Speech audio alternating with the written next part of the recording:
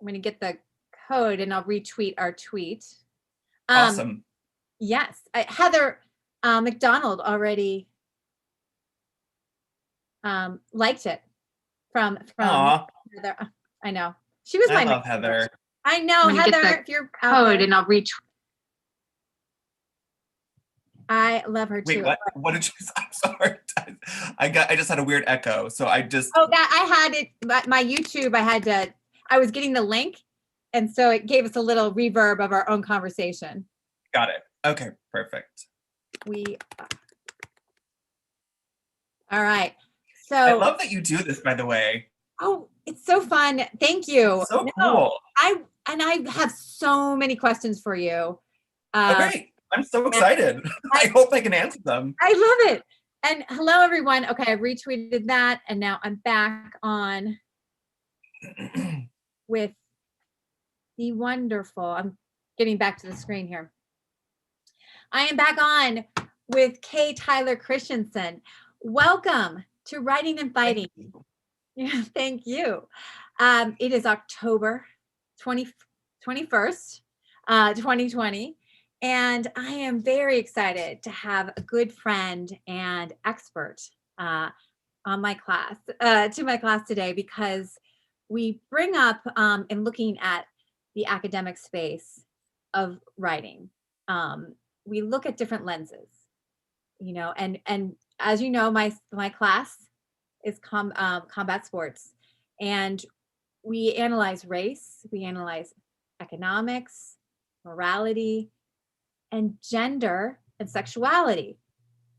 But especially with mixed martial arts and even boxing, it's hard to find scholarship. And so what I thought I'd do is just go directly to the expert and create my own discussion with which my students have sent in questions. But let me first introduce this wonderful individual. His name is Tyler Christensen, and he is a writer, and he is currently a PhD candidate in American Literature and Culture in the English department at George Washington University. But I know him because we were cohorts at American University, where you received your MFA. Yep. And you went to Idaho State and have a BS in psychology. So your title's going to be too long here, Tyler. I know. It's, the thing that's really interesting actually about that undergraduate degree in psychology is that it has been incredibly informative in learning how to be a writer and to learn how to sort of think about the worlds that are created in fiction and in nonfiction and just cosmology in general, and then also in interpreting literature as a PhD candidate.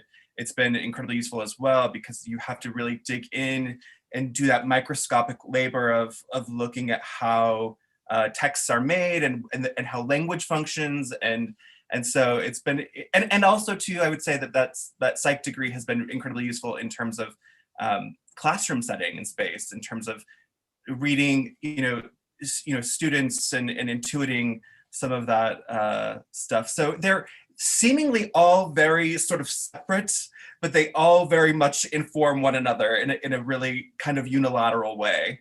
They do. It's interesting to think that you got the psychology degree, which is, breaking down human behavior.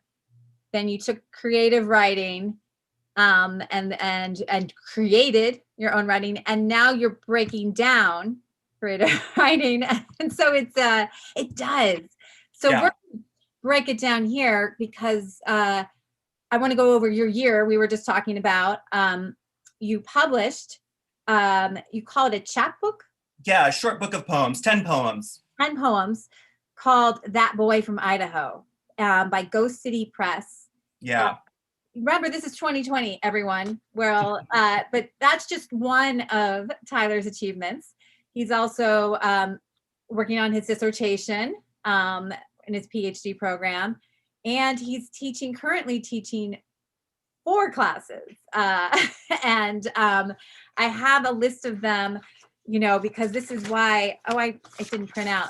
You're teaching gender studies. I'm teaching a class called Sexuality Studies in WGSS, which is basically just a class that what we do is we interrogate the study of the field of sexology from the 19th century to contemporary to now.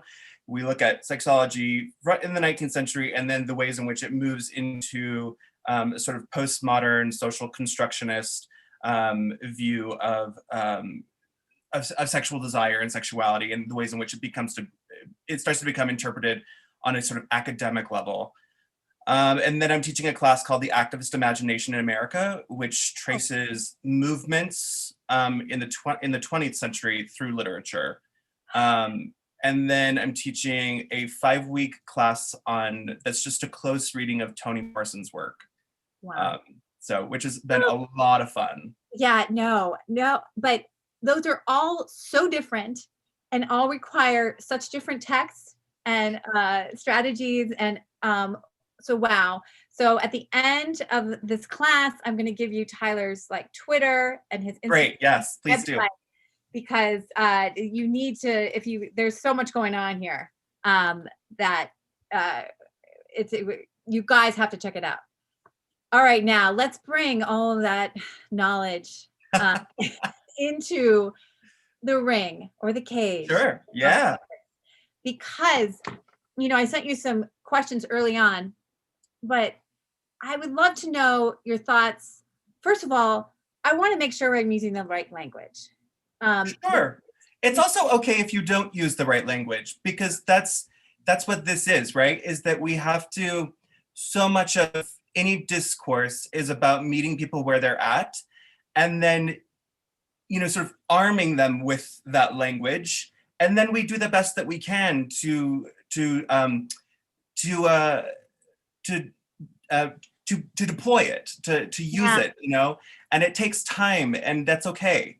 It's the same thing with approaching writing. You don't just suddenly sit down and write a paper and it turns out to be perfect. That's just not how it works.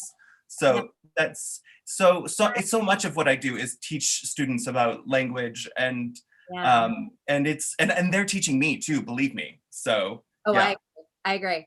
All right, so I want to delineate sex versus gender.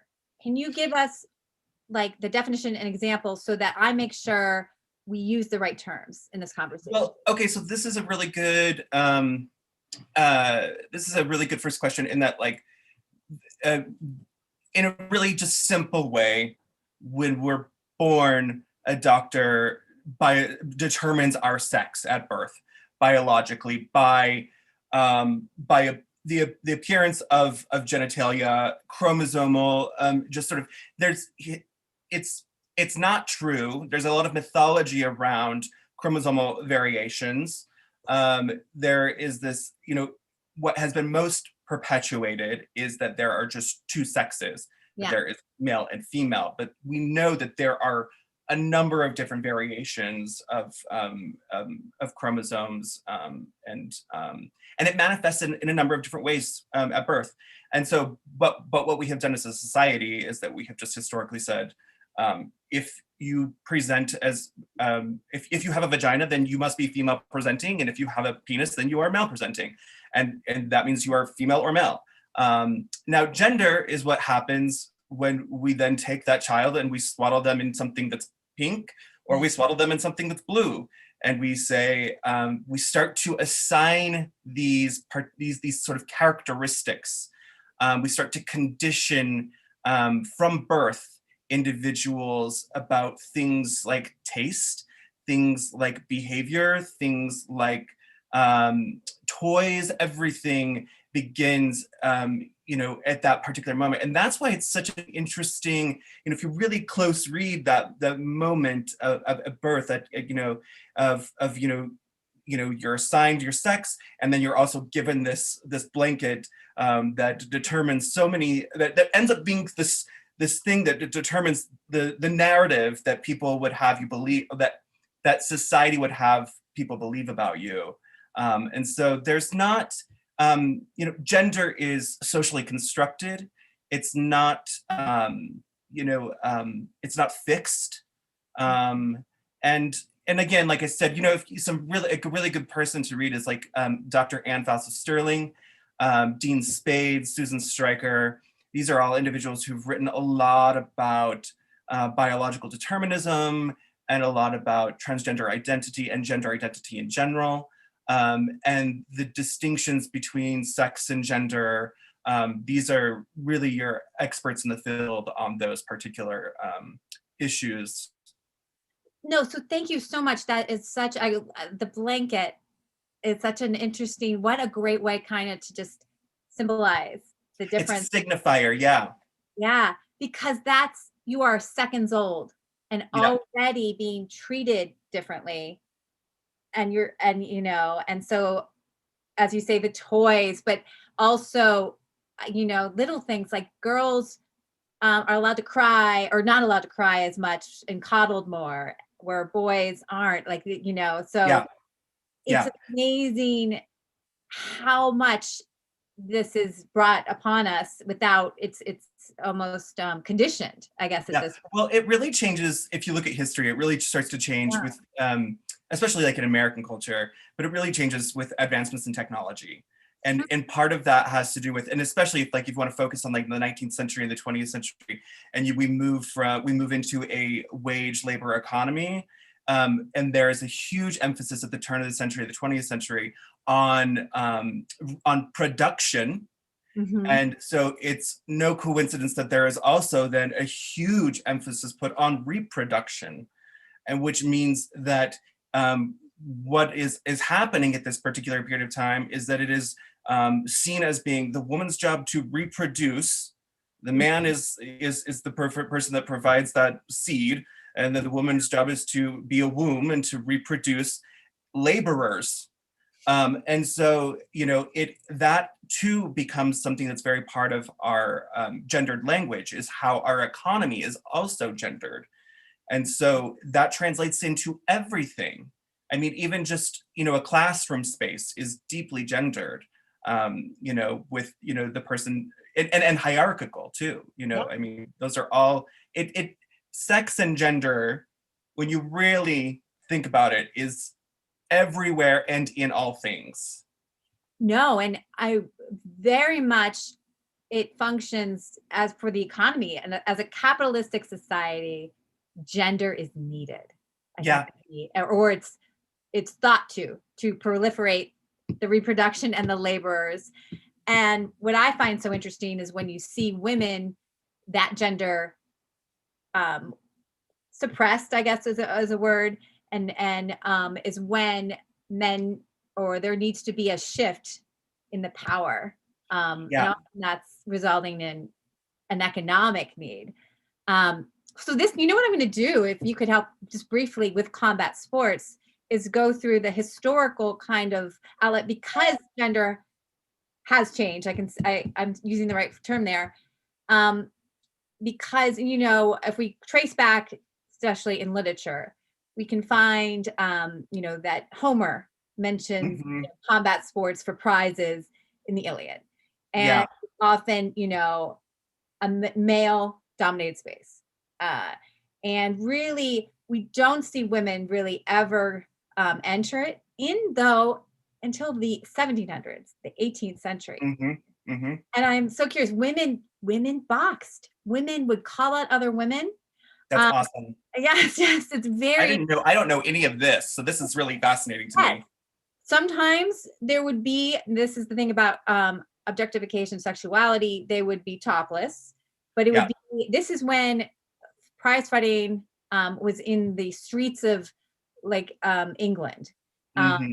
and the reason why it's called a ring, a boxing ring, which is actually a cube, right?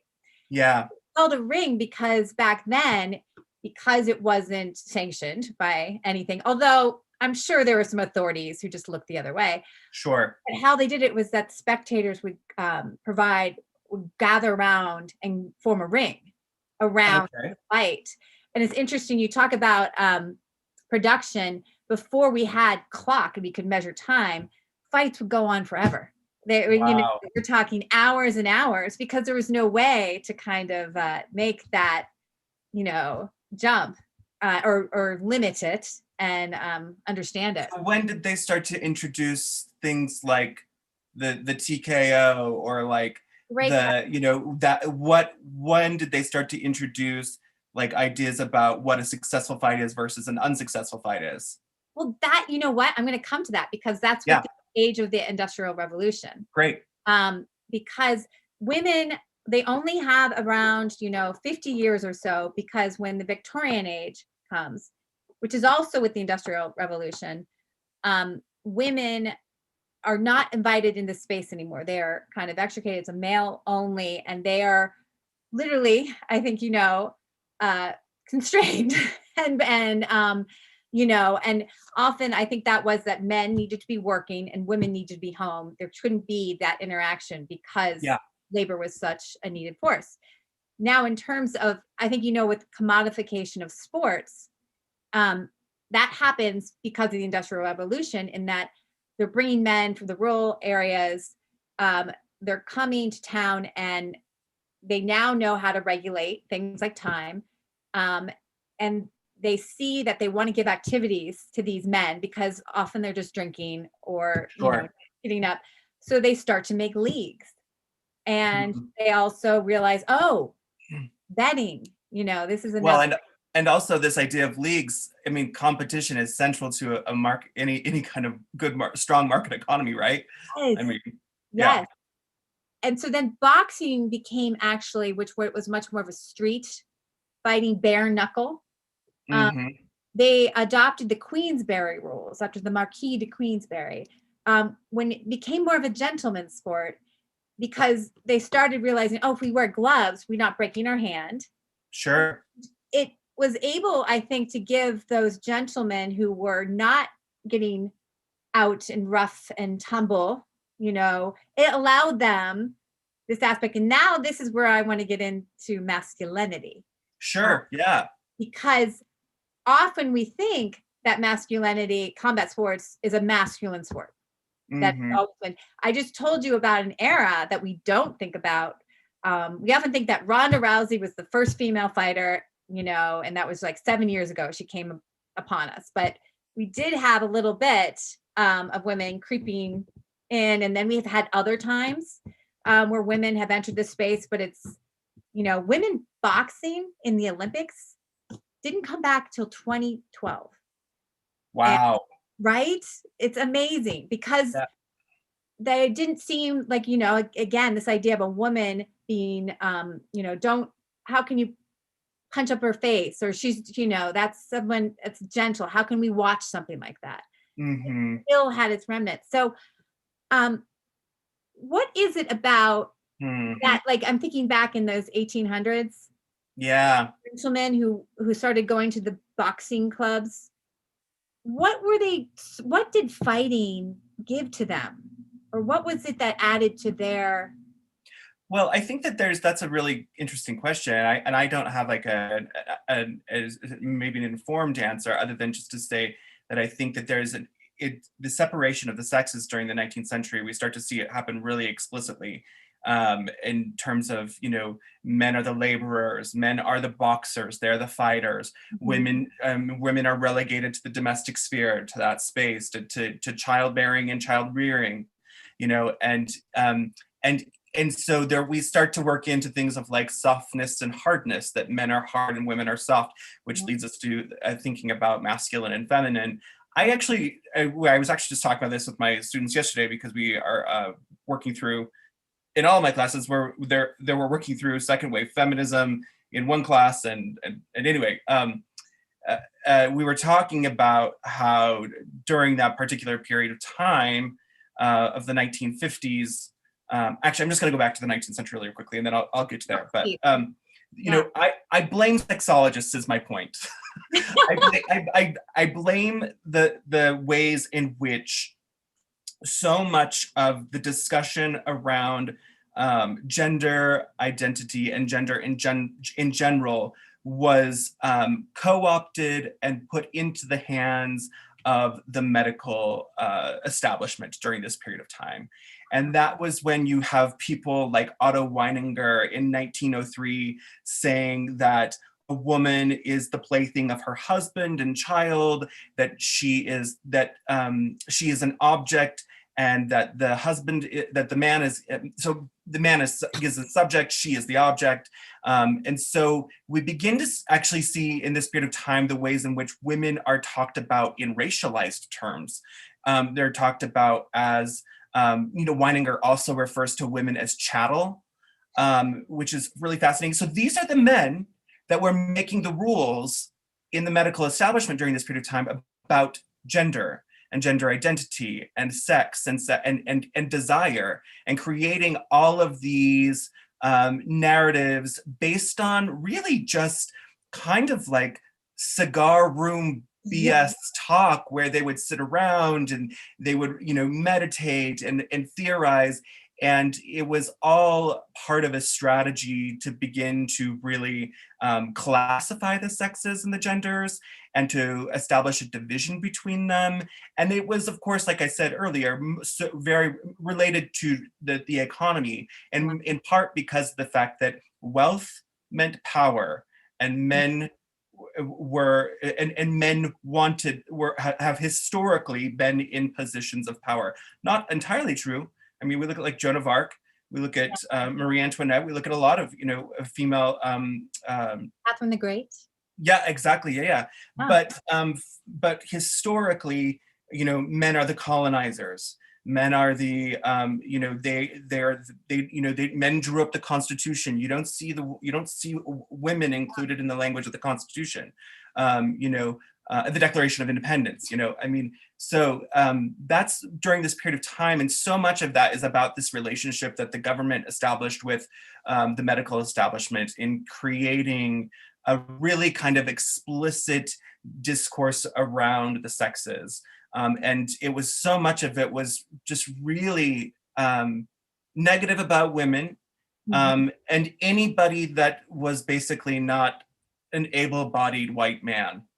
And so it's where we get things like the terms like deviance and inversion and aberrance and all of that kind of stuff. And we get the terminology of like hysteria. When we refer to women were often thought of as being hysterical if they did not want to obey their husbands.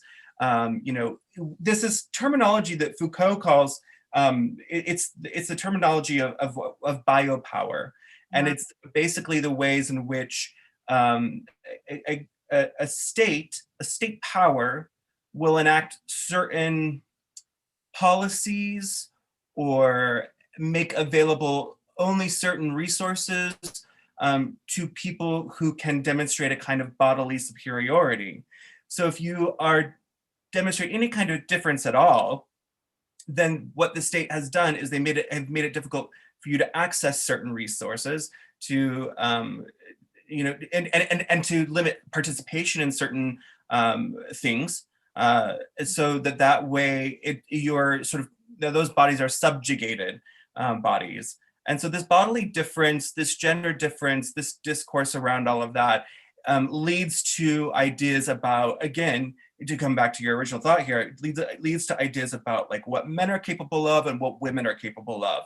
And that men, again, like I said, are the colonizers, they're the fighters, and women are the child bearers and child rearers. And this is just made up philosophy. These are just made up ideas. It doesn't have anything to do with an actual woman's ability to get in the ring. It has everything to do with a bunch of men who decided that this is what the architecture should be. Yes. And what is fascinating is that you see, as I love that you brought Michel Foucault up. Yeah. If this society is engineering this, they're literally in Victorian era making women's bodies smaller and weaker. Yeah. And that, and then men, it's interesting. So yes, of course they would want to have a body that's of power. And so it's interesting. And then, what I talk about in combat sports is fighting is such a, it's a primal aspect of our society. We have conflict and we fight, not necessarily physically all the time, but we have political fights, we have, right. And I think that what we enjoy sometimes watching that is seeing a bodily representation of it. And it's the most fighting to win or to knock someone out before you it's like the dirtiest, most animalistic thing we can be. And so it's interesting when society, it like this was brought into as a gentleman kind of started to take that on. I also wonder if there's something that with this process of men becoming less part of manual labor and other things, that they still need to have some sort of something that Yeah. gives them that feeling. I'm also so interested in this use of the word gentleman. Why Yeah. did they use the term gentleman? Was that to kind of? I think it was because they wanted to differentiate versus the bare knuckle fighters. We even have a fighter named Gentleman John, because he also, this was also, as you say, kind of the fighting techniques. We started to learn to not just knock someone out and brutal, like, you have to have technicality when you fight. Yeah, sure. And that means being defensive, and that a gentleman's kind of punch is a jab. Or out like this, and it's very much, you actually try to protect yourself. And so it's interesting. So that term was used a lot in that era. And what period of time is this exactly? Like the 1800s? To the turn of the century. And this is also around the time that we begin to see things like etiquette books emerging on the East. And it's also interesting because the foil for gentleman is lady, right? So ladylike and gentlemanly, and that those are just terms of class division. Those are just the marks of like a saying that to be a gentleman or to be a lady is superior to being whatever the opposite of that is.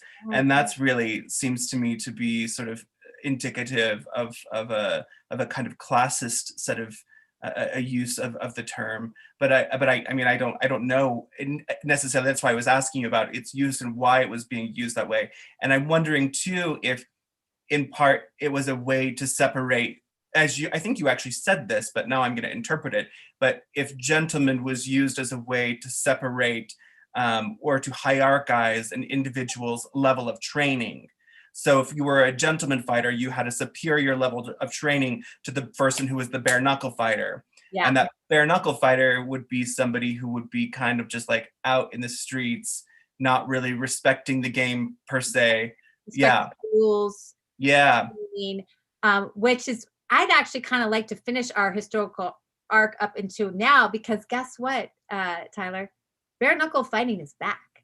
The things I don't know, but also I've heard, but I'm also totally flummoxed by this. Like people are really punching each other in the face with bare knuckles. With their knuckles, I think it was about 2 years ago. Wyoming was the first state, because it was, MMA, which is mixed martial arts, that had to get regulated. Because boxing tried to, well, there's a lot of different political reasons as well. It was seen as more uncivil. And more, people called it, human cockfighting.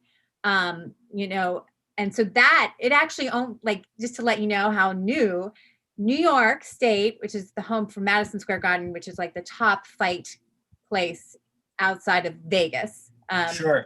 They just had their first MMA fight after the state allowed it in 2016. So that's how new. Wow. So bare knuckle, I think it was in 2018, Wyoming allowed it. And so they set up a promotion. It tends to be older fighters who were journeymen on their way out, and then people who are very green. And the reason they brought it is that there's a complaint now, and I'm getting a little off topic here. That's okay. This is interesting. Yeah, that boxing versus MMA. MMA is much more exciting because you can kick. You have gloves if they're smaller, and your fingers are out, so you can grapple and wrestle, jiu-jitsu, and there's just more blood. And so and things happen faster. You can submit someone. Boxing, you can go 12 rounds. Right. And it's just like, you fall asleep because you don't see as much action. And so the thought was bare knuckle, you can do more damage. Not only you might break your own hand, but you can actually, cut and mangle them easier. There's a padding does a purpose on both sides. So bringing that back, I guess I'll ask this question now as we've gone through, different aspects of combat sports. Mm-hmm. Meant going back to the 1900s, we had 1908, we have Jack Johnson, the first African American champion, who in 1912 they had to fight the Great White Hope, where they brought James Jeffries back, and they even had Jack London wrote in the Los Angeles Times. He coined the phrase "the Great White Hope" because the white majority was so threatened by having Jack Johnson as the heavyweight champion of the world.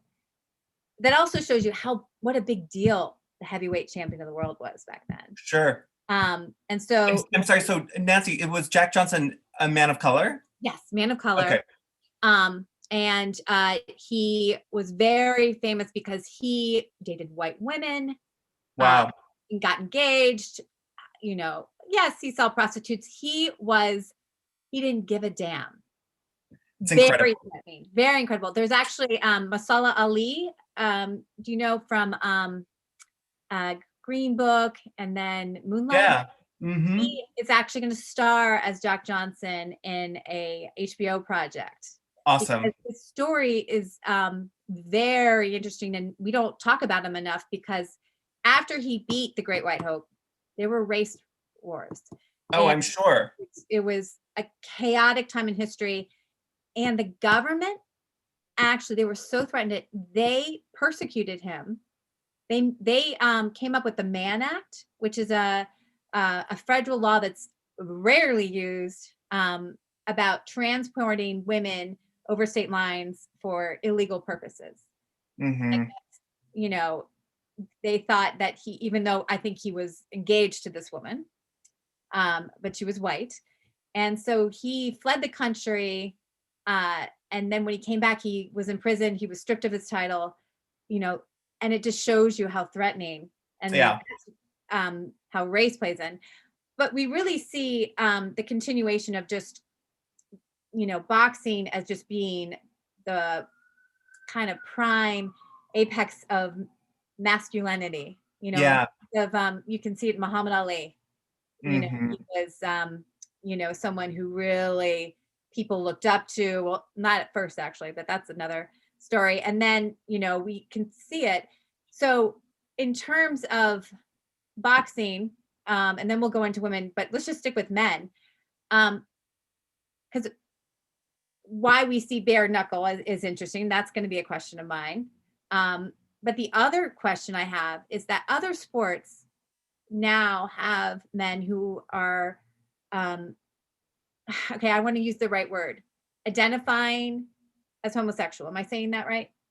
So they're gay men. They're gay men. Okay. Yeah, sure. Sure. Language and all that. We see that, I think, I'm thinking of the people in football and in, it's still just, I think there are a lot more who haven't come out as gay men. But you do see it now. Boxing, in part because of the fact that if they did come out, they would be seen as less masculine, which would make for which would make for a viewer who is perhaps invested in watching the sport for the fact that it is supposed to be a sort of demonstration of this American ideal of masculinity. It might make it less, I don't know, less appetizing, perhaps. I don't know. Oh, it's just unreal. There's one boxer who has come out as a gay man, and that's Orlando Cruz. That is it. And wow. Now I think I sent you an article and made a question because women in MMA, which women started, Ronda Rousey kind of really brought that about because she was a superstar, really. So that happens in 2013. Yeah. They're a huge part of MMA. I think that there's probably out of 500 fighters on the UFC roster, probably 150 are women. And, I think they'd like more, just women are still just getting into the sport. Yeah. But we've had 2 UFC champions who are uh, lesbian and are out and have wives. Like, Yeah. very open about it. Now, can you tell me why we still have no male in MMA has come out? And I've been told by my insiders, we know. I mean, it's just all Sure. population. We know there are, and Sure. I Well, think so here's, I'm just gonna take a stab. This yeah, is just me, me on some level performing a little bit of a close reading, because yeah, I don't fully know, but I think often, well, not, and this is just this is historically accurate, that, and especially when you get into the 1980s, and uh, that part of the distinction is that it is when people think of two people of the same sex being together, they're incapable of separating the sex act from their sexual identity. So when they think of two men together, all they can think of is sodomy or anal sex, which should tell you about the person who might be homophobic, that all that they can do is think about think of that. anal sex when they think of two gay men cohabitating, being in a relationship, whatever. And for a heterosexual man, it's easier for them to think about two women engaged in intimately, because of the fact that they're already interested in women, and that there isn't any kind of, I think there is no penetration necessary. Well, that's not entirely true. There is penetration when it comes to two women, but I'm just saying that, like, I think the distinction is between I think it is the sex act in Yeah, general, and that it is seen as deeply feminine to be somebody who is penetrated, to be the bottom partner. And so, and that in and of itself, even with women being seen as the penetrated partner, is also seen as something that's deeply feminine. So it is difficult for, I would say, maybe the consumer of boxing or something to see or to know that a male boxer might be a gay man, because then that would send them into the tailspin of thinking about something like, oh, well, is he a bottom or a top? Is he, how, and that would change, or maybe perhaps soften the sport for somebody that is a consumer of it. I'm not entirely sure, but I think often this has been the case with well, because also think about go all the way back to colonization. Think about colonization. Colonization is seen as deeply masculine, yeah, and it is the penetrating of a place without consent. It is, it is this, it is similar to this idea of sort of being dominant, of being, and that's what we've decided is supremely male. Is if you are dominant, if you have a penis, then you are the penetrator. And to be otherwise, to be seen as somebody who is penetrated, is seen as deeply soft and feminine, and less than. yeah. And image, this is your, oh wow, you're filling in so many gaps of connections that I've been trying to make, because image is so important with fighters. It's Yeah, trash talking, it's imposing, there's that mental fight you do in the psychological battle with the yeah. with your opponent beforehand. And so it's so interesting that it equates weakness because of that angle. And I never really thought about that, is that there is this inherent, unfortunately, that penetration kind of equates to you are vulnerable. And Yeah. That's a great way to put it, is that it is a deeply, to be penetrated is also just a deeply vulnerable act, yeah, but then also to be the penetrator, it doesn't necessarily require as much vulnerability, because you're in that position of power, yeah, right? But that's, I mean, I don't want to also discredit that either, because I think that there obviously the sex act in general is just deeply vulnerable, yeah. but requires two people to be vulnerable with each other. But there is definitely a power dynamic that's taking Oh, place definitely. there. And so, you put two men in a ring, if the other fighter knows that the other one is identifies as being a homosexual, there's, that really changes the power dynamic that takes place. And just like you said, there's so much psyching out that's taking place Yeah. between players, that's so much a part of the preliminary fight. That stuff that's taking place, before the fight even begins. The other thing I will say too, to add to this, is that, again, science, the medical establishment, hundreds of years of saying that being gay is pathological, that it is a sickness, that it is, Freud called it inversion. Freud actually he didn't hate on the gays, he just didn't understand it. Kinsey was fantastic for the Yeah. gays. Yeah. He wasn't so great for people of color, but he was great for the gays. Yeah. And his work did a lot of debunking of mythologies that were created by psychologists that were just trying to understand how someone could possibly be a homosexual. And so you've got hundreds of years where people, the only language they've had is the language of homosexuality being pathological. And so, of course, that enters into the realm of something like The Ring. And so if a player who is meant to go in there and to assume as much power as they possibly can over their opponent, those things would be factors in terms of that of strategy. Yeah. And so It's interesting. We've seen, in Hollywood, we've seen that we've been able to get out, back when, Rock Hudson, I'm thinking of other people who had to stay in the closet, and there was the whole idea you can't play a straight man if people know that you're gay, because there's this idea of we have to believe it, or that doesn't seem, because I think more, I know we still have strides to make, but it does seem, I'm trying to think, the guy in Suits, who definitely plays, Matt Bomer, is that who it is? Or I don't know. or the guy in Manhunter, is that? Oh yeah, Jonathan. Jonathan. Yep. Where it seems that you can play a heterosexual man and it doesn't take away from, or because guess what? People acting is fake. Right. It's fiction. Right. Yeah. Pretend.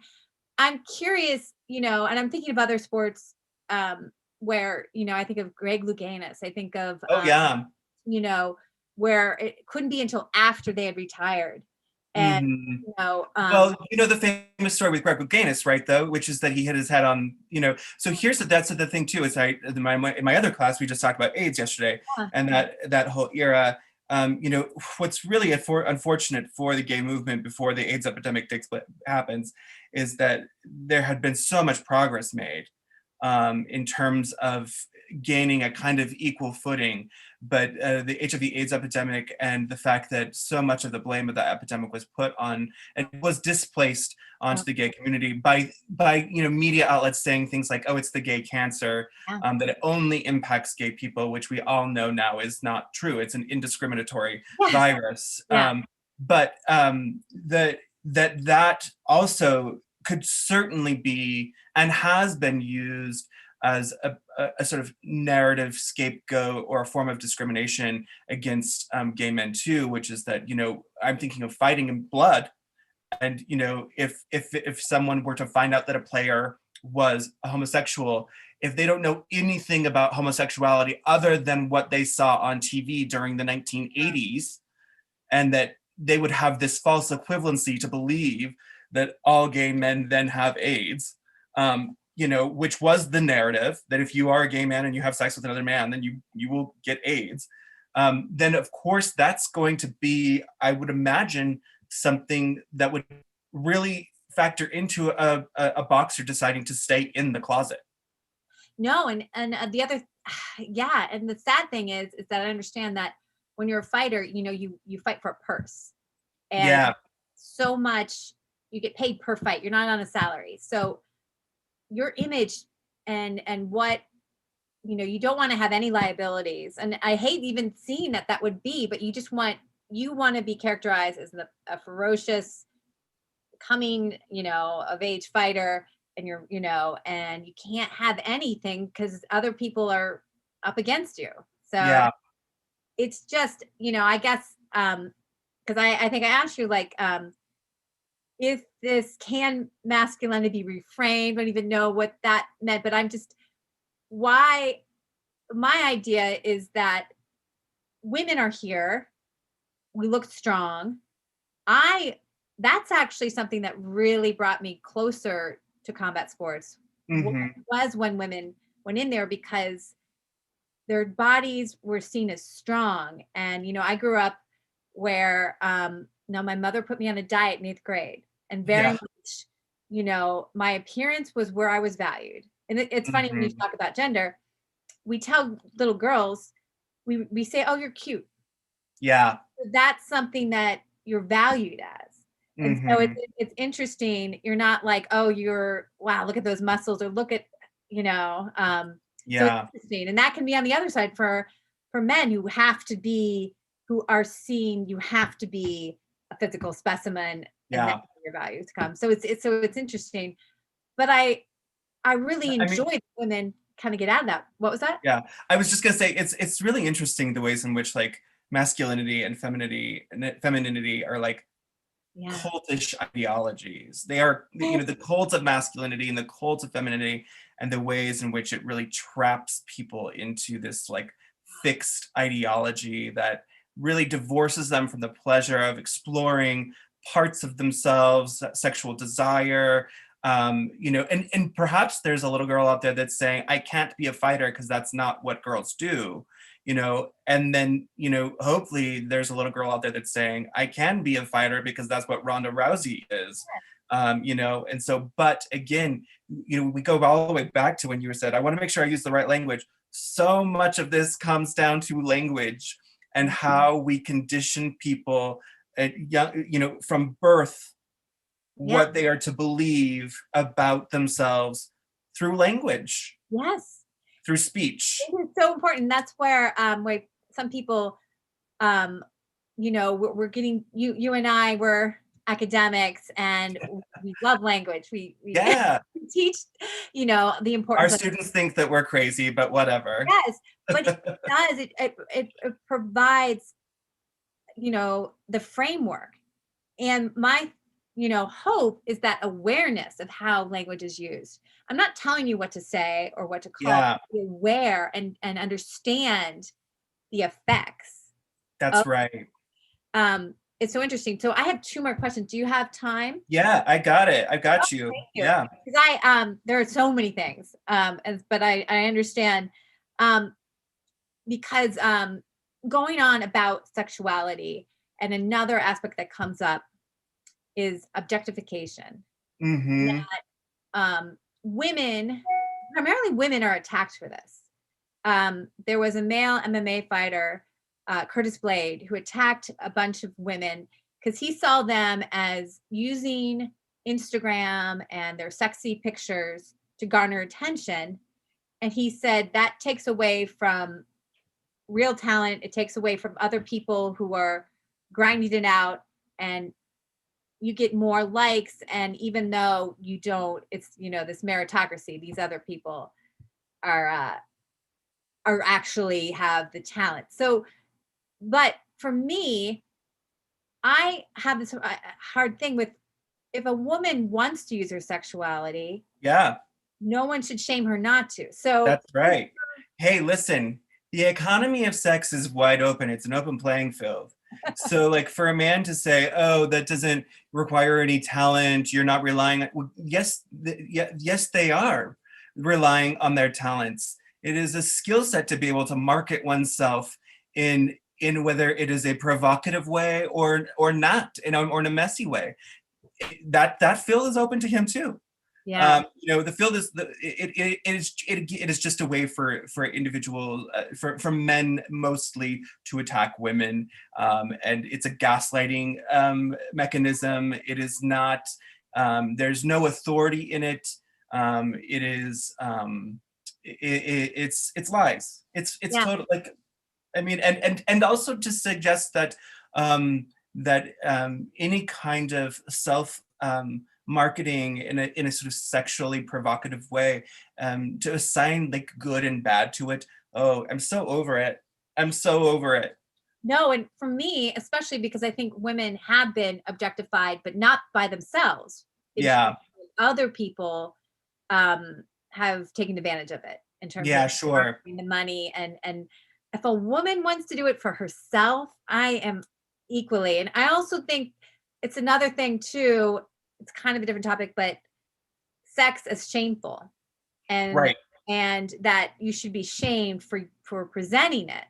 You Hmm. know, and I'm curious, is that something that's also kind of logged into economy or economics? Well, it goes back to what you were saying too, actually, Nancy, about um, the ways in which it was seen that men possessed the primal instincts, right, for fighting, and that it was this sort of outlet for those primal instincts. Women are also primates, and women also possess primal instincts, and they might be different than men's, and in fact, probably sharper than most men's, and it.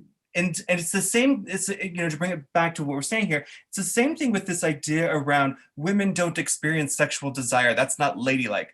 That's not true. It's just not true. But it's a way to, it's a sort of biopolitical way to keep the sexes divided, to keep to say, oh, a woman can't do this, a man must do it. Yeah. And that is an economic strategy, which is that, a woman can't go out and be a welder. That's a man's job. Well, that's just, again, not true. But it is, again, as a way of just keeping women out of that, out of the economy, and keeping them subjugated, keeping them sort of subservient to their roles, to their wifely duties.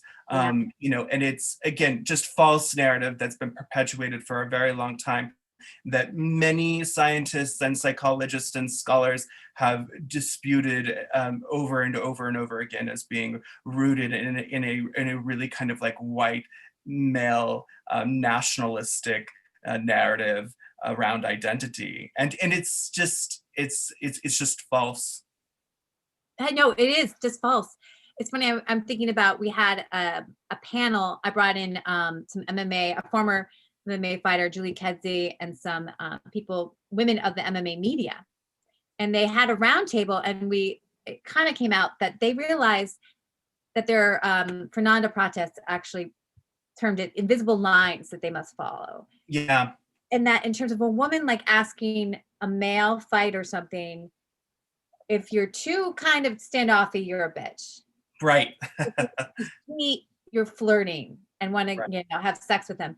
And so you have to kind of play in that realm. And so like, it made me think about how women, sometimes we always have that in our head, like, look this way, but not that way, Yeah, again, and that's conditioning, and it's conditioning on both, in both sexes. It's the ways in which men are conditioned to treat women and to view them as objects, and that women are constantly sort of having to engage in this like fight for recognition and for subjectivity, and yeah, and to not be just seen as sexual objects. Yeah. And then to not have to live a life fully paranoid of being objectified, And then getting shamed if you do embrace being sexual. It's like, on the other side. And I understood that men have it too.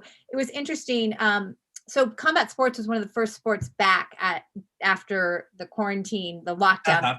Uh-huh. And it was interesting that a lot more male fighters were ready to fight, and there weren't that many women. And we kind of saw it that, men playing the other side in terms of what they have to do, they aren't allowed to be as safe, right? They can't be someone who could say, I don't feel safe about going to the gym right now. Yeah. There was an article circulating that was like, is surviving this pandemic gay? Or something like that. Like, is wearing a mask gay? Like, it's really fascinating, again, the way we've gendered something like scientific guidelines for preventing the spread of a virus. Wow. We've gendered and sexualized them, and we've turned them into masculine v feminine, Yeah. survival strategies. Yeah. And and so I'm fascinated to first hear that combat sports was one of the first to go back because it's such a deeply masculine sport, or thought to be. And so, Mhm. of course, it was one of the first to go back. Oh, the COVID hasn't got anything on us. We're, Oh, you please. know, Those were we're the we're fighters. we're combat, fighters, and we'll just box our way through it. Whatever. Um, and yet we know that this is a respiratory illness that's being I spread know. through, Yeah, in an no, aerosolized manner. So, so true that you pick on that, because they're actually next week I'm doing a special class about social media, because there is a very there's culture wars within the MMA, and part of it is very misogynistic, oh, and I'm sure. there are very negative attitudes toward women on social media who are like in the media or even the fighters. And it seems like the social media, just like any a friend of mine calls it thug thumbs, like you can just say whatever Mhm. you want. Yeah, you know I like that phrase. That's a good way to put no, it. Nisha Singleton, that's on you. That it's a great, yeah, because I think you pounce down, and um, calling a woman a slut, all of these things, and we kind of see an uptick of it. So Yeah. we were going to kind of analyze that. Um, but no, it's fascinating to see how this interplays. And I guess my question is, what's the solution? That's a good question. I was just thinking about this in terms of like my students and I will spend 75 minutes or 70 minutes of the 75 minutes railing against the machine, right? And then we'll get to that last 5 minutes of the class and they're like, well, what do we do? And and the hard part about it, so a lot of this is that, it's difficult to fight the tribal impulse to the tribal impulses of hierarchy, of masculinity and femininity, of separating ourselves, of all of those things. Even within, I'm thinking of this fabulous documentary by a friend of mine, Neka Honoro, called the documentary is called The Same Difference. And she's this documentary is fantastic because she's actually documenting the ways in which there is a masculine and feminine spectrum within the lesbian community. Butches and Yes. butches v femmes, and can two butches be together? And it is it's a really interesting study in terms of masculinity and femininity and gender within the lesbian community, and how even within the gay community there is so much infighting over there's on your Grindr profiles, no masks, I mean no fats, no femmes, no, mask for mask, men really putting these things in their profiles that if you're too feminine, I don't want to have anything to do with you. I'm not attracted to feminine guys, or I only date masculine guys, or no fat people. There are people who in their Grindr profiles will put things like no blacks, no Asians. It's still very much part of this kind of like the ways in which this gendered discourse is a colonizing discourse. It's a discourse that from birth is hoisted onto people, and it is very difficult to break free from those limitations because it is a limited discourse. Mhm. It divorces us from the pleasure of knowing so much more, Yeah. and having so many more experiences.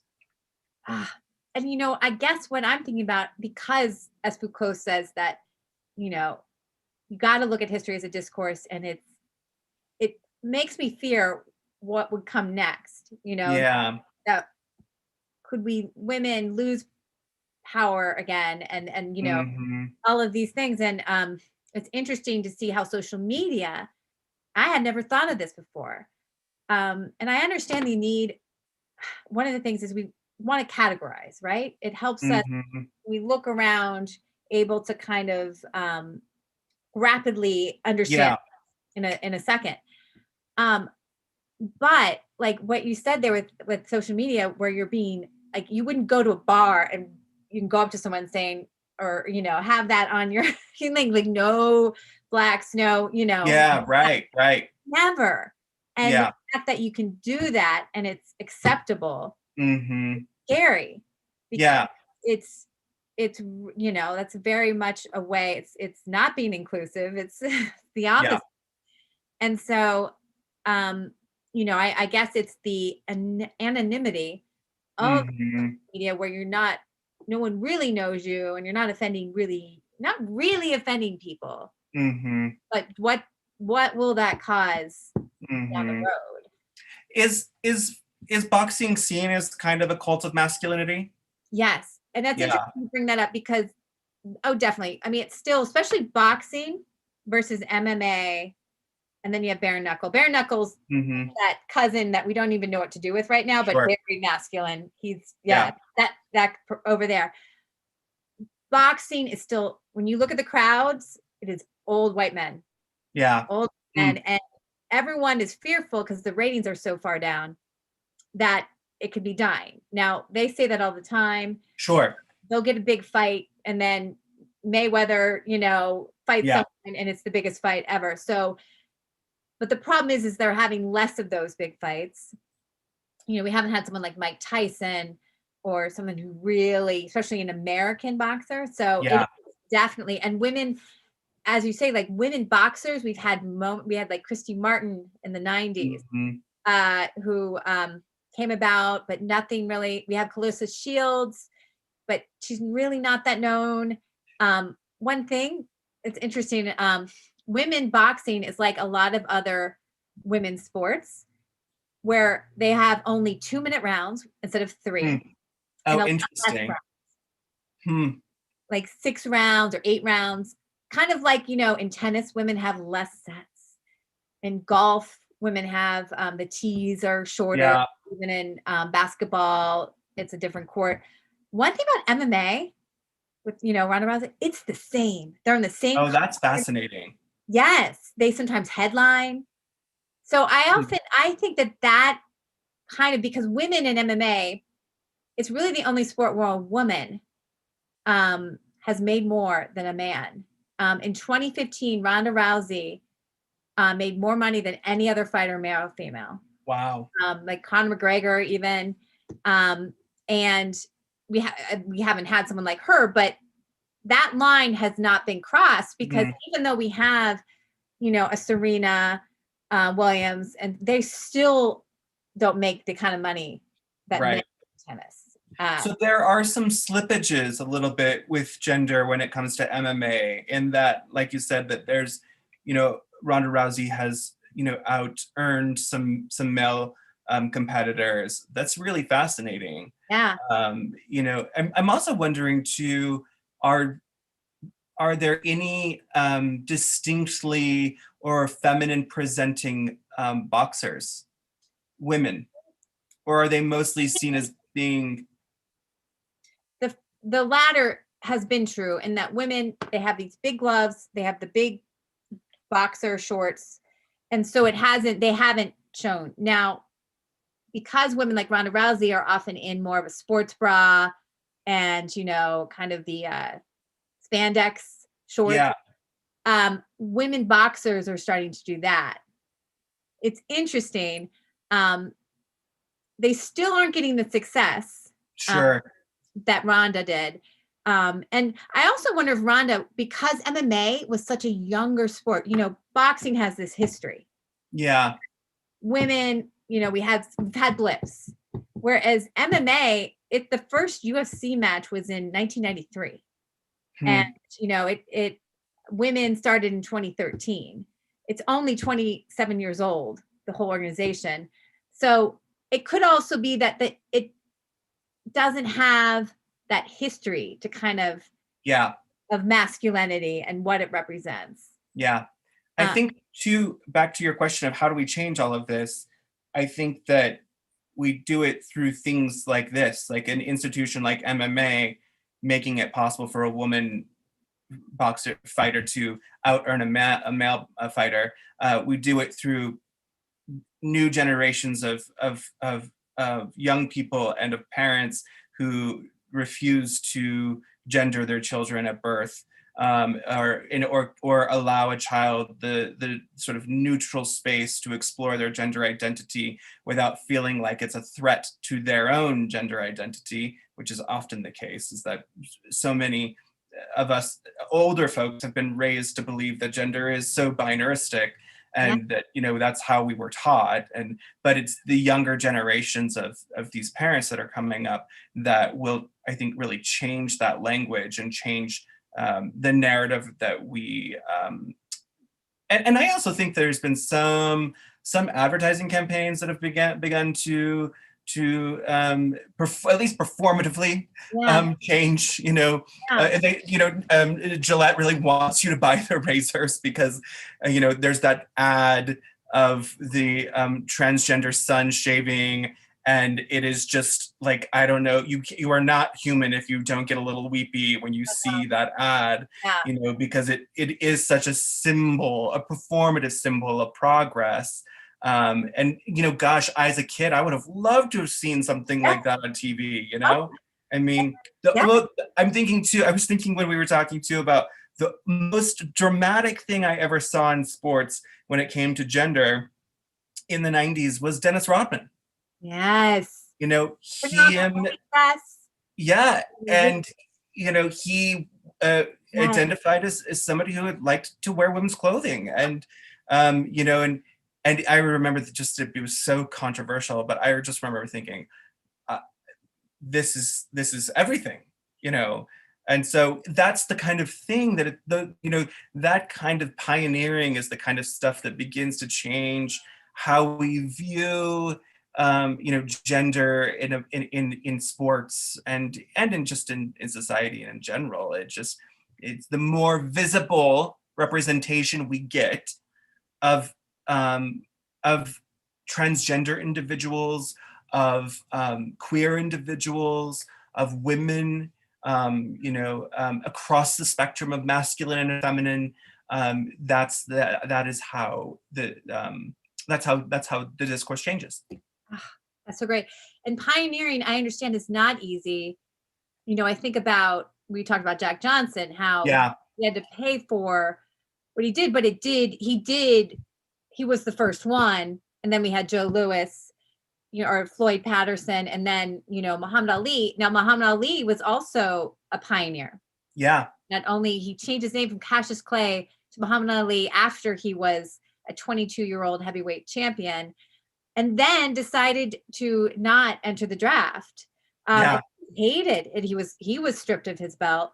But what's interesting about him is that society also shifted, in that, you know, the Pentagon Papers came out and everyone was like, wait, why are we in this war? You know, and he was able to get that, because my students, they don't know Muhammad Ali any other than, you know, someone, the GOAT, the greatest of all time. Yeah, right. Or the Cassius Clay like hoodie from Urban Outfitters. Oh yes. Yeah. I have. Yes. But they only see that. So it's interesting to note, you know, it's hard to be a pioneer, but it's so true. Like Dennis Rodman was, you know, no one can take away his basketball and what he could do with the rebound, all of these things. And, you know, all he did was just be himself.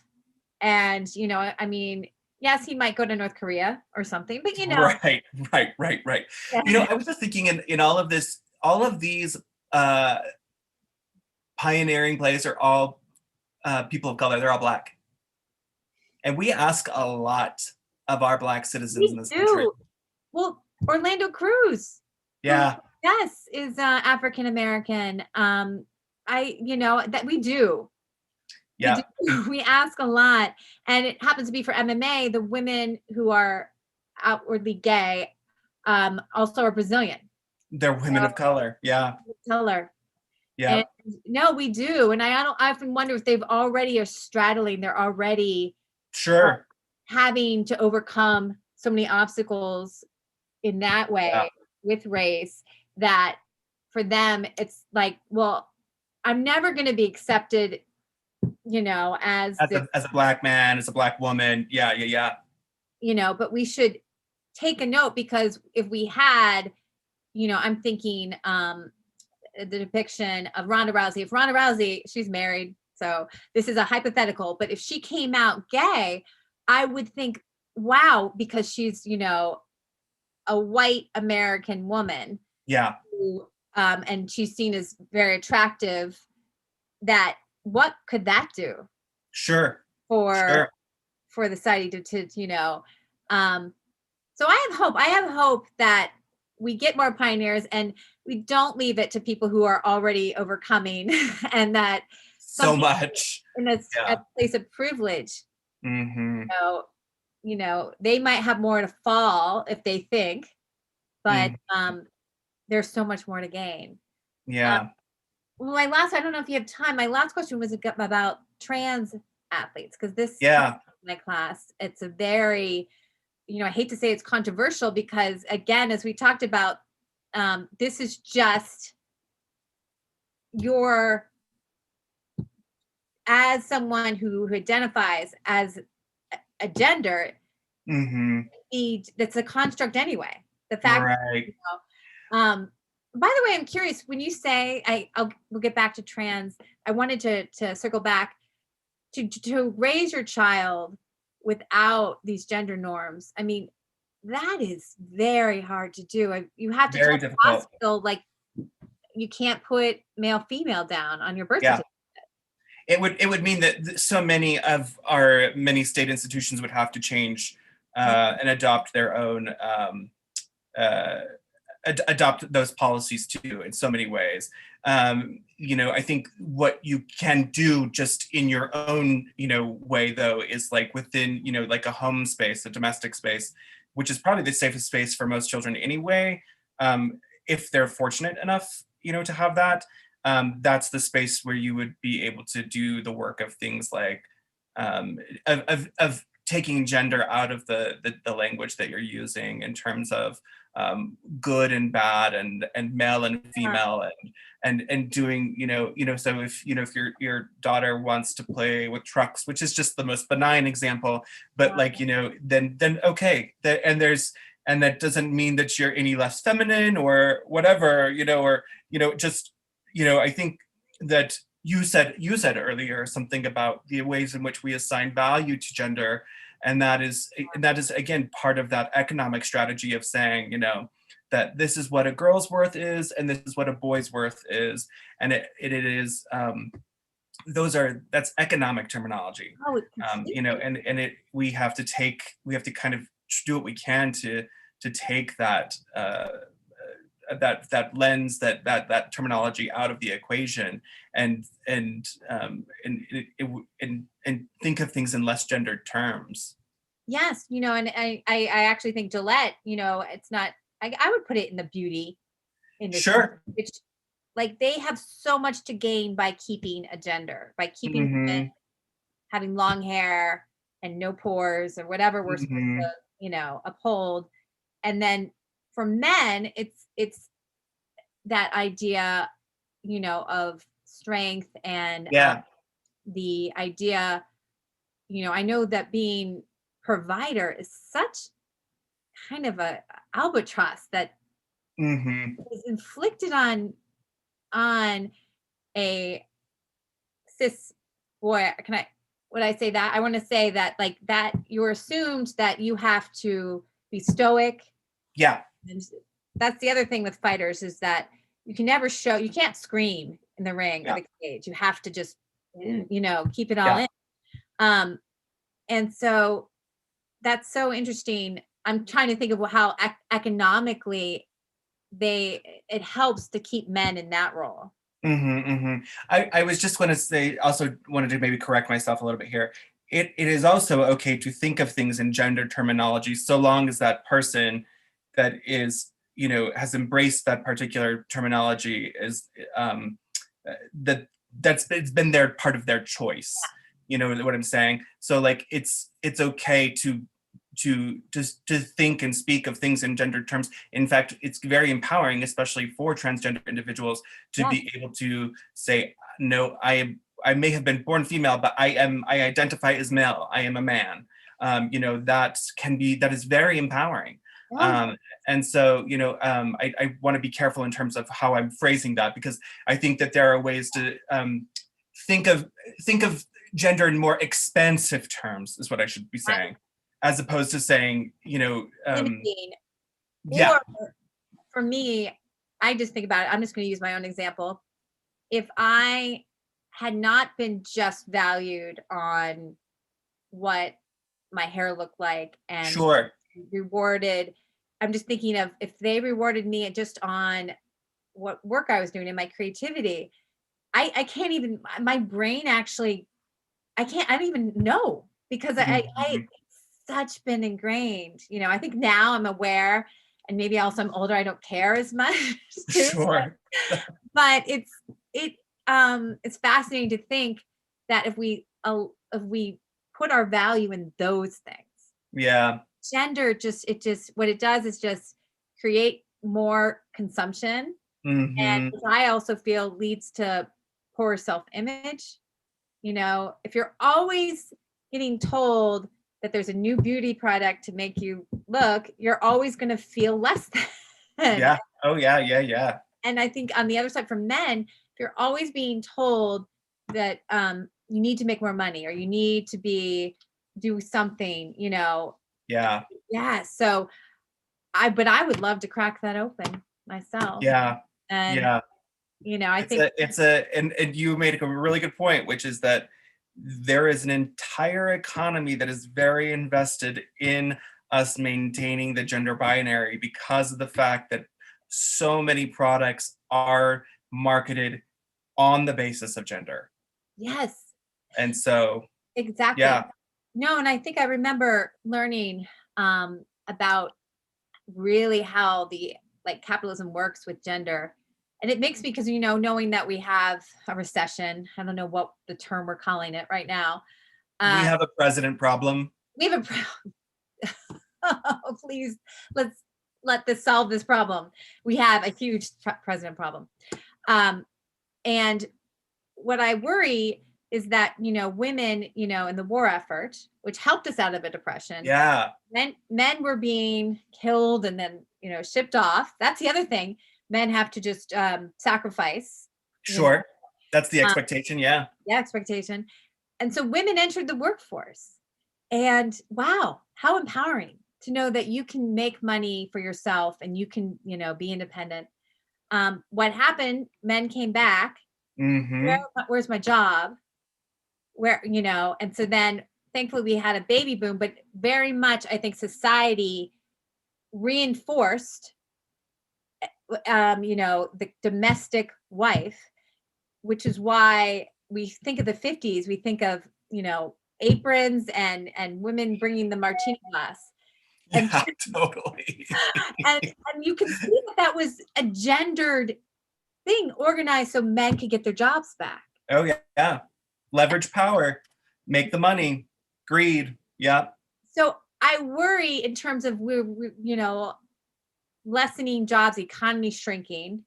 Although I'm hopeful that we're creative and we're gonna also have a new president and that's new right.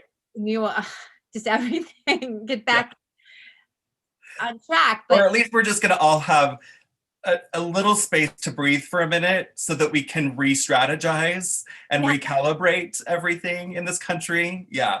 yes, So exactly. But I worry in terms of, and just now I also worry for my transgender friends. yeah. I worry for my intersex friends that that gender has a way of the economy and capitalism has a way of pushing its agenda. And Hmm. so it's interesting. I just hope that there are enough of us aware, Yeah. because I think that before you kind of just followed, you say we're tribal and we are. Yeah. It's a survival, but we're also sometimes blind to our own. Yeah. Yeah. Okay, I have one more question for you. Yeah. The transgender question. Well, the transgender, and then, well, okay, we're going to finish on that. Well, so here's what I would say about that particular issue too, on, with transgender athletes. Again, I think it goes back to the ways in which, there's scientists have long said that there's no single biological factor that determines sex. And so, and the sex assigned at birth is not considered the sole determinant of gender. And so, it is really difficult to say on some level. And I don't know enough yet about the conversation that's taking place around transgender athletes and banning transgender athletes from their gender chosen, sports. But I will say that I am currently living in the state of Idaho, which is the only state that has legislated the ban of transgender women from participating in women's sports. And so, it Wow. it is a very difficult conversation. I know that I think many of the complaints about it are still rooted in are rooted in transphobia. And I think that's part of my biggest issue with what I'm hearing about it so far. Yeah. And I think also too, because of the fact that the people who are making those complaints don't themselves know enough about biology and sex, and do not think that gender is a social construct. These are the people who are making the laws about transgender individuals are people who believe that in biological determinism, that sex is definite at birth. And so it's very difficult to make change when, again, the people who are doing the legislating are not the people who are most impacted by the legislation. No. And it's interesting to think about that with the power structure, because you made me think about how we we have this false narrative. I think it's like with the American dream Oh, that sure. we live in a meritocracy, and that's Yeah. just bullshit. I like one BS, and I do this occasionally. It's completely the idea that, oh, it's not fair. A Hmm. transgender female may have advantages or muscle mass and stuff, when I've actually looked at the science and it's not true. Yeah. Actually, and also, why are we looking at science too when this is, supposed to be a sport recreational thing? Because if we Hmm. looked at science, we found that there are women who are cisgender women. Have you heard of this? That there was a woman who got disqualified as a runner, Yeah. think, because the way of her, whatever, with her genetics, she has more testosterone. Yeah.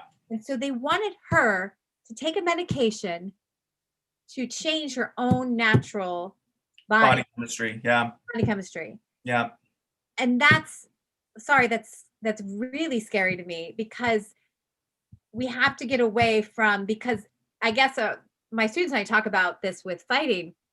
There's a lot of weight cutting going along. Do you know what weight cutting is in terms of I, fighting? I'm going to assume that it's just, I don't know. You tell me, actually. Well, I don't know. well, no, it's interesting because we just had a conversation with my class about this. Fighters, the one way they think to kind of make them equal, you can't have like a 125-pound with a 205. Got it. So you have to have weight classes. And so what fighters do is that they lose water weight right Hmm. beforehand. So they make that weight and then they get up, they have bigger muscle mass, which they feel Yeah. gives them advantage. But the problem is that the day before a fight, they will try and lose 20 pounds of water weight, 25. It is extremely dangerous. Electrolytes get out of whack. They have heart arrhythmia, faint. What happens too is that you lose water in your brain. Sure. And all of this right before you're going to go and fight for your life. Right. And Right. I Right. bring that up because my students are like, well, it's not even fair anyway, then, because a lot of times they're 30 pounds heavier, or, and I'm like, yes, there is no meritocracy.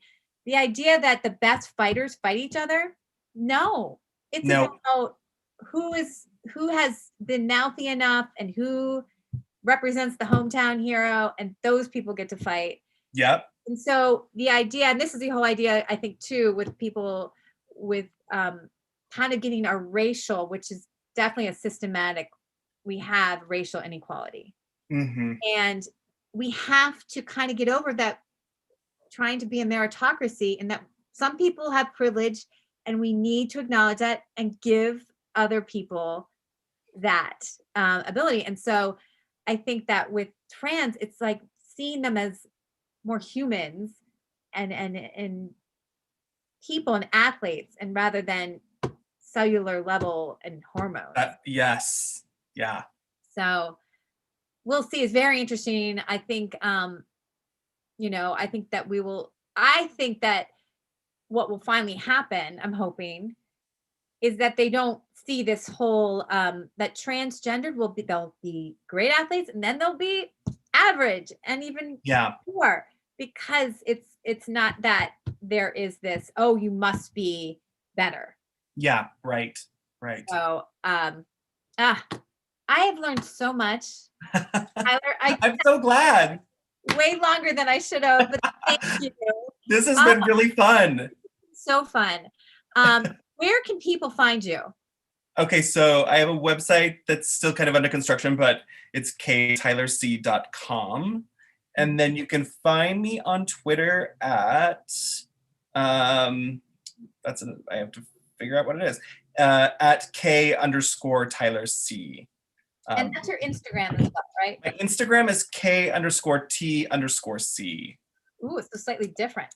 Just a little touch different. I should probably make those more consistent, but I haven't really had to until recently, just, and so anyway, but I haven't had to really think about it in that way, but it's just, it's also fascinating to me, the ways in which, like, now as like an academic, and entering in the realm of like about to get a PhD and going into the job market, how suddenly like marketing oneself in this way is like just a part of the game and the job, and you just have to either embrace it or like get out of the kitchen.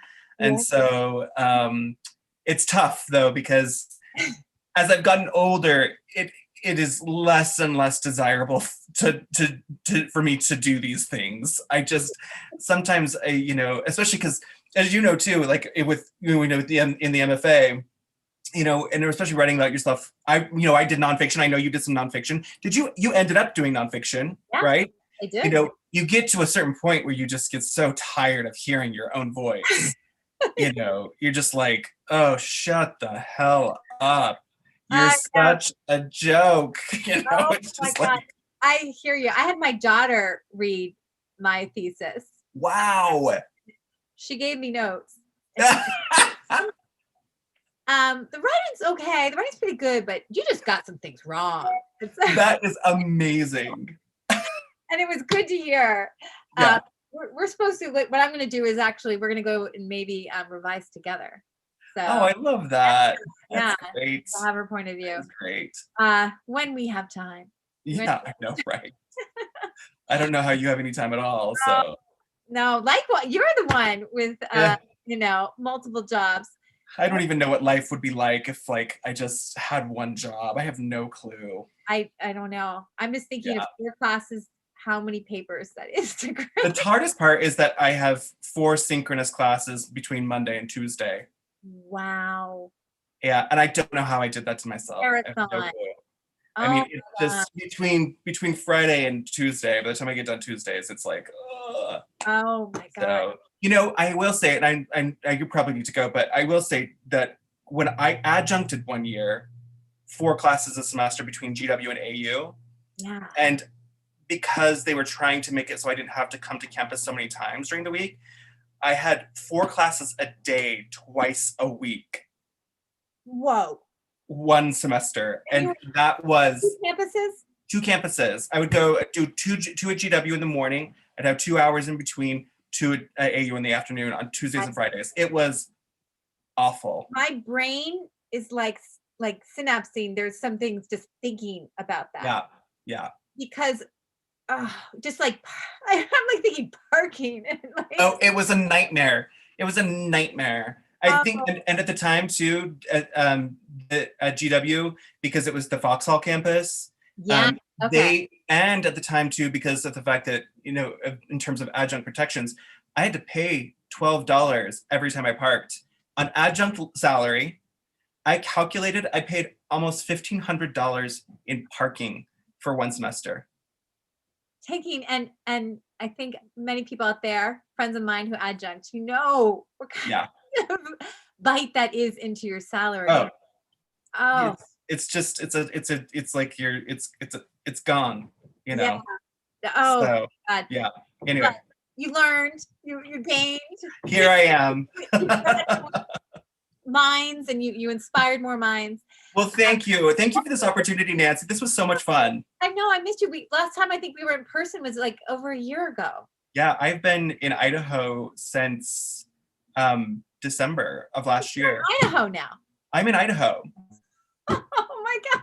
We're just I've finding been this out here I've been here for almost 11 months. And Wow.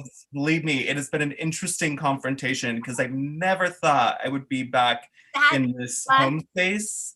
And a lot of ghosts, a lot of ghosts. Yes, but maybe inspiring ghosts. Oh, very much so. I've just about finished the memoir. So, and this has been that chapter that's needed to be written. And so you can't get away there. You drive past like your high school and wow. It's wild. Is that the same house that you grew up in? This is not the house that I grew up in, but my parents moved here 20 years ago. So the last month of my high school life, which I grew up in Mud Lake, as you know, Mud Lake. We moved that month of graduation where I graduated high school to this city west of Mud Lake called Rexburg. And so they've been in this home since we moved here. So 20 years. 21 years. And so I didn't really actually, to be honest, because I've been so in and out of life for the last 20 years. And, I haven't actually, this is the longest I've lived in this home, is the 11 months I've been home here. And so it has been a really interesting to really get to know this space in that way. And it's been wild. I can't imagine. What I love too is that you probably thought, oh, this will be a couple months. Oh yeah, I did. I mean, I came home in December, which was before COVID, and I had every intention of I was gonna take the semester off spring, get done with this PhD stuff, and then come right back to DC. Well, my supplemental income is bartending, and that's gone. Yeah. I mean, so here I am, and I've still got a storage unit full of my stuff in DC, and wow. And the few things I brought with me here. So wait, what city? Rexburg, Idaho. Rexburg. Okay. And Mud Lake is how far north? Mud Lake is about 35 miles. And so Mud Lake is about 350 people.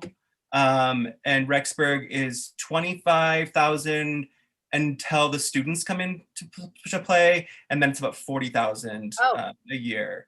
So but it's still a very small town. It still has a very, the people here are very nostalgic for those years, and they are working very hard to keep it small in every way. So can I ask, wait, you know what? How about we stop? Can you hang on? Sure. Yeah. All right. Well, see everyone next week when we talk about social media.